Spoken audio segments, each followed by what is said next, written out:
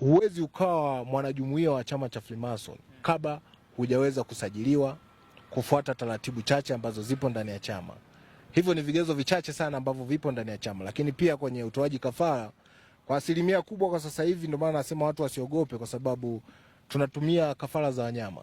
Sisi sasa hivi huwezi kukuta tukitoa kafara za binadamu, kwa sababu ni watu ambao tuna hofu ya Mungu. Binadamu tunaishi katika hofu ya Mungu, na ndio maana hatutoi kafara za binadamu. Mambo ya kuuana yashakuaga zamani, sasa hivi hamnaga. So, utawala wa sasa hivi ni simple sana. Unaweza ukagusa tu hapa mambo yakawa vizuri, ukagusa huku mambo yakawa vizuri. Lakini pia nyota yako lazima iruhusu. Unaweza ukagusa afu mambo yasitiki. Vyote vinawezekana. Kwa hiyo katika utafutaji, nadhani hata wewe mwenyewe bwana mwandishi, huo ukienda katika kutafuta, huo uweke 100% kwa bwana, nikienda pale nikafanya kazi leo ndapata milioni 5. Hicho kitu hakipogo. Huo unafanya kitu kwa imani. Kwa bwana, nafanya kazi yangu hii kwa malengo fulani. Nafanya kazi yangu hii kwa juhudi ili nipate kitu fulani. Na hatimaye unafanikiwa kile unachoweza kukipata.